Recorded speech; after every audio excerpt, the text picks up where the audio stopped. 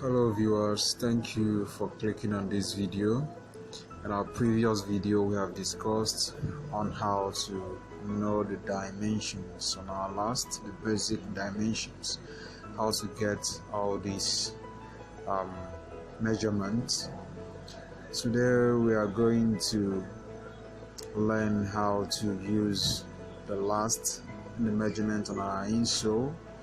This is the insole we are going to use for this demonstration.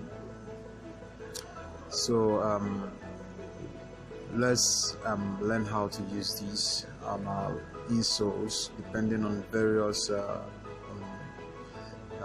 design we want to make, either punching around the insole, or maybe when the stripe has to go around the insole. So let's start with this one.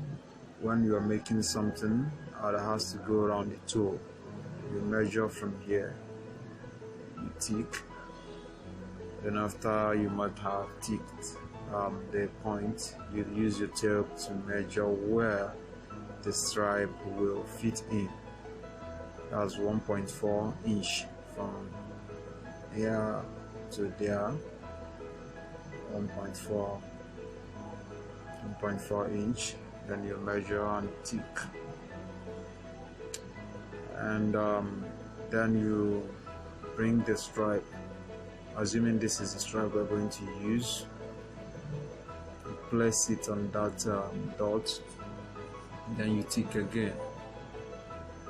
So for you to get the middle where the stripe will fit in, it has to go up. So what do? We divide that measurement into half. Let's say here is the half, then you place it on that dot, the half, make sure it's straight, then you check for that measurement you've taken. Here is it, you tick, then you tick. See, this is what you're going to have. This is what you're going to have. You can see it. Here is upward, here is down. It gives space for the foot to go in well, to go in. Understand? So that the feet to go in to meet.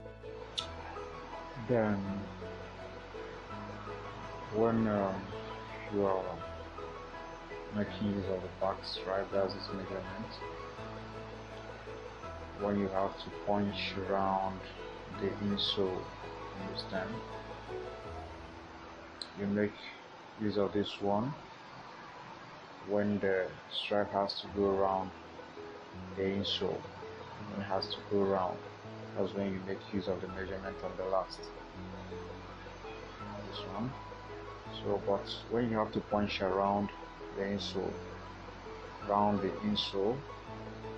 you take your tape, take this measurement, place it on the insole, 3.5 inch,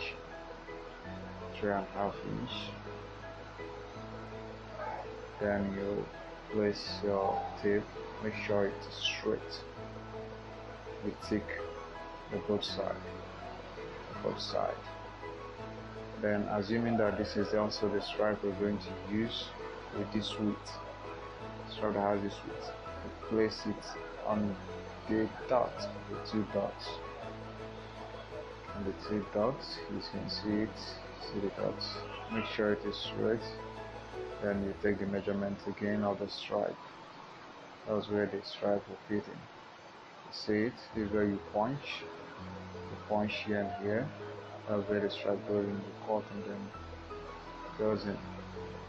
That's on the back stripe.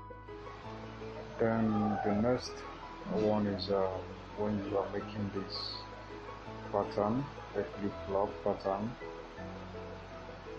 Then we're going to see how to get this point. Sometimes some shoemakers place their last on the insole to get the measurement by ticking here, but sometimes you might not get the actual measurement.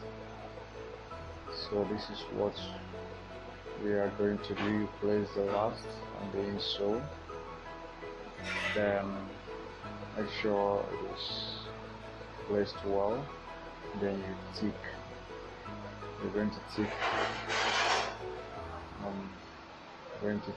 here, the second line, that's where you're going to tick, not this one, second line, so that it won't be too forward. If you take the first line, it will be too forward, so you take the second line here, see it, the same procedure.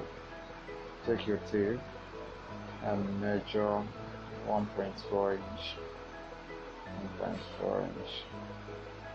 So this time we are going to see 1.4 inch. So this time you're going to punch after your dots. So this is what you get. After the dots, you place your punch. See it? See? We're going to punch. That's it. So this goes in. See?